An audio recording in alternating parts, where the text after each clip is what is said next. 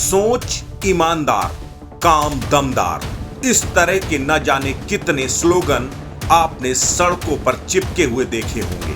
उत्तर प्रदेश के मुख्यमंत्री योगी आदित्यनाथ के सख्त तेवरों के भी बहुत से किस्से आपने सुने होंगे, लेकिन यह सब महज दिखावा है, क्योंकि हकीकत यह है कि ब्यूरोक्रेसी के आगे हनकदार मुख्यमंत्री भी बेबस ही नजर आते हैं। कोई मुख्यमंत्री अगर 33 सालों से अमल में आने का इंतजार कर रहे एक आदेश को अपनी ब्यूरोक्रेसी से लागू नहीं करवा पाया, तो भला आप ही बताइए वो कितना कमजोर मुख्यमंत्री होगा, वो भी उस आदेश को जो उसने खुद जारी किया हो।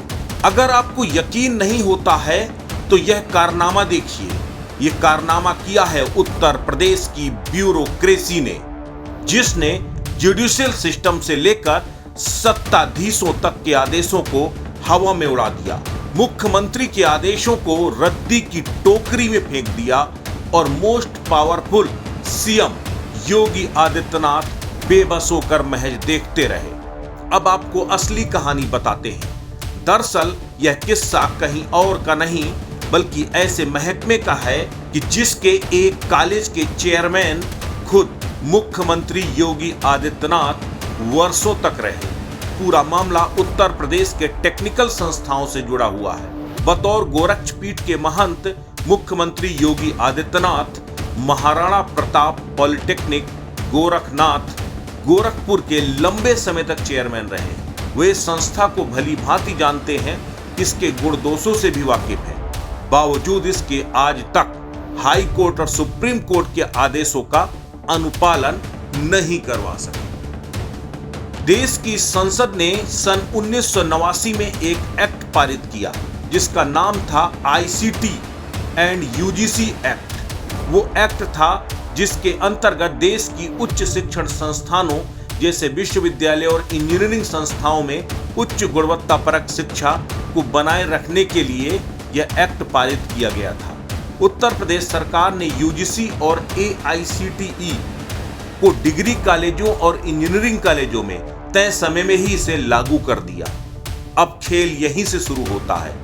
पार्लियामेंट द्वारा पारित एक्ट को टेक्निकल संस्थाओं में लागू करने के लिए कहा गया था।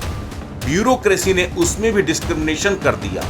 उन्होंने जैसे कि सभी व्यवस्थाओं में पिक एंड चूज करते हैं, वैसे ही इसमें भी इंजीनियरिंग कॉलेजों और डिप्लोमा संस्थाओं को अलग कर दिया और उस पार्लियामेंट्री एक्ट को इंजीनियरिंग कॉलेज और डिग्री कॉलेजों में तो लागू कर दिया, लेकिन डिप्लोमा संस्थाओं को इस एक्ट से वंचित कर दिया। 1991 में federation of all India technical education high court गई, जिसमें सन 2001 में हाई कोर्ट ने निर्णय सुनाया कि सरकार ने गलत किया है और उसको यह एक्ट डिप्लोमा संस्थाओं में भी लागू करना चाहिए। लेकिन ब्यूरोक्रेसी कहाँ मानने वाली थी। जैसे कि उनकी आदत में शुमार है कि जो उन्होंने कह दिया वही एक्ट है और वही कानून है, और सरकार उस फैसले के खिलाफ डबल बेंच में अपील में चली गई। लगभग 10 साल यह केस चलता रहा और सन 2011 में डिवीजन बेंच ने उस सिंगल बेंच के आदेश को ही यथावत रखा और सरकार को उस एक्ट को लागू करने के लिए आदेशित किया। फिर भी सरकार के कान में जूं तक नहीं रेंगी और फेडरेशन ने 2013 में अवमानना वाद दायर किया। अभी कहानी खत्म नहीं हुई। सरकार उस फैसले के खिलाफ उच्चतम न्यायालय गई, लेकिन उनकी एसएलपी उच्चतम न्यायालय ने यह कहते हुए खारिज कर दी कि हाई कोर्ट के आदेश में उनको कुछ भी अनुचित नहीं लगता। उच्चतम न्यायालय के इस आदेश को आने में भी 6 साल लग गए। उच्चतम न्यायालय ने 3 महीने में सरकार को इस प्रकरण को निस्तारित करने के आदेश दिए और उसी समय अवमाननावाद में सचिव प्राविधिक शिक्षा को अपने आदेश को लागू न करने की वजह से व्यक्तिगत रूप से कोर्ट में हाजिर होने के लिए कहा और फटकार लगाई। तब मंत्रिपरिषद ने 3 मई 2018 को उस एआईसीटीई एक्ट को अंगीकृत करते हुए एक शासनादेश निर्गत किया।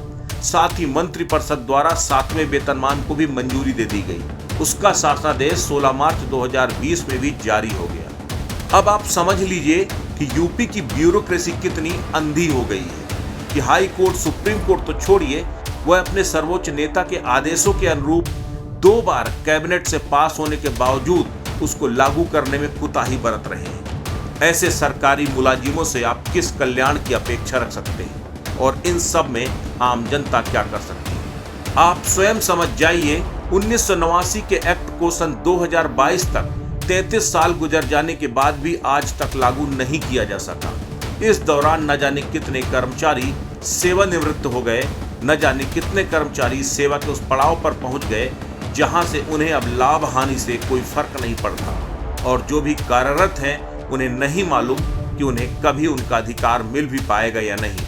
इसीलिए कहा गया है कि देर से मिला हुआ न्याय अन्याय के बराबर होता है। अब आप ही सोचिए कि ऐसे ताकतवर मुख्यमंत्री, ऐसे हनक वाले मुखिया को लोग क्या करेंगे, जिनकी ब्यूरोक्रेसी ही उन्हें मुंह चिढ़ाती नजर आती है। शायद इसीलिए कहा गया है, अंधेर नगरी चौपट राजा, टका शेर भाजी टका शेर खाजा। अस्तित्व न्यूज के लिए लखनऊ से प्रवीण तिवारी की रिपोर्ट।